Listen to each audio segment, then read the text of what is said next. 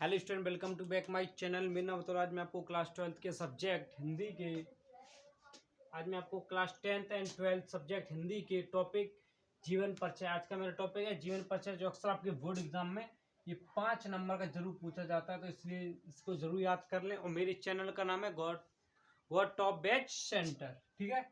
इसे like comment subscribe जरूर करें। तो चलते मैं अपने टॉपिक पर। तो टॉपिक मेरा आज का है जीवन परिचय। तो जीवन परिचय आपको लिखना है, जो अक्सर आपके बोर्ड एग्जाम में 5 नंबर का पूछा जाता है। इसमें कुछ रचनाएं भी होती हैं, तो जो आपको रचनाएं भी लिखनी होती है, कई बार इनके रचनाएं विकल्प में भी पूछ देते हैं, ठीक है। तो जीवन परिचय, तो आज जीवन परिचय में इसका पढ़ाऊंगा मैथिली शरण गुप्त जी का, ठीक है। तो मैथिली शरण गुप्त जी का जन्म चिरगांव के, जो चिरगांव है वो कहाँ पड़ता है, वो झांसी में पड़ता है। तो चिरगांव में सन 1886 में हुआ था। किस सन में हुआ था? 1886 में हुआ था। इसके पिता का नाम सेठ रामचरण गुप्त था। इनके पिता का नाम क्या था? सेठ रामचरण गुप्त। और हिंदी साहित्य से विशेष प्रेम था इन्हें। हिंदी साहित्य से इन्हें विशेष प्रेम था। और मैथिली शरण गुप्त में बाल्यावस्था से ही काव्यात्मक प्रवृत्ति विद्वान थी। मतलब जो बाल अवस्था में ही इनको काव्य रचना में इनको रुचि थी। जो इन्होंने बाल अवस्था में इसमें काव्य के ऊपर बहुत ही गहराई से इन्होंने स्टडी की थी, एक तरीका से, ठीक है। ये अल्पावस्था से छिटपिट काव्य रचना करते थे। क्या करते थे? ये काव्य रचनाएं भी करते थे। आचार्य महावीर प्रसाद द्विवेदी के संपर्क में आने के पश्चात उनकी प्रेरणा भी काव्य रचना करके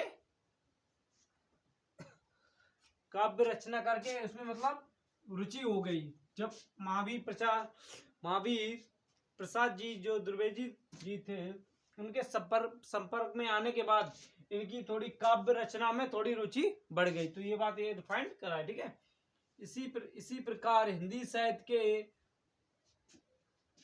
तकानी विद्वानों ने इन्हें राष्ट्रकवि की उपाधि से प्रभूषित किया। यानी कि जो इसी विद्वान जो लोग थे, तो इन्होंने इनको राष्ट्रकवि के नाम से मतलब प्रसिद्ध कर दिया, ठीक है। और इन्होंने युग धर्म का निर्वाह किया और अतीत के आदर्श को वर्तमान की प्रेरणा के रूप में प्रस्तुत किया। ये द्विवेदी युग के सबसे अधिक लोकप्रिय कवि माने जाते हैं।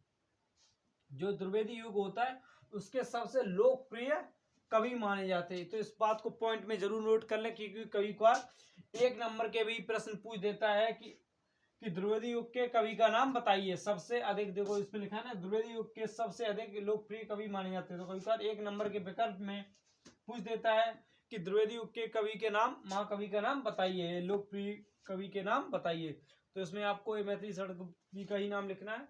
और इसके बाद कवि माने जाते हैं। फिर इनको 12 दिसंबर सन 1964 में गुप्त जी का देवास्थान हो गया, ठीक है। तो इनकी मृत्यु फिर 1964 में हो गई। तो इनका ये छोटा सा मैंने जीवन परिचय लिया था, जो अक्सर आपके बोर्ड एग्जाम में पूछा जाता है, तो इसको जरूर से जरूर याद कर लें। और ठीक है, और इनकी कुछ मैंने रचनाएं भी लिखी हैं, जो कभी कभार 1 नंबर के विकल्प में आती हैं।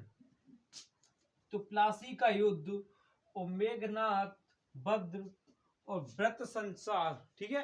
तो ये मैंने 3 आपको लिखा है, जो अक्सर आपके बोर्ड एग्जाम में पूछती हैं। और अगर आपको वीडियो अच्छी लगी तो चैनल को लाइक कमेंट सब्सक्राइब जरूर करें और ज़्यादा से ज़्यादा दोस्तों को शेयर करें।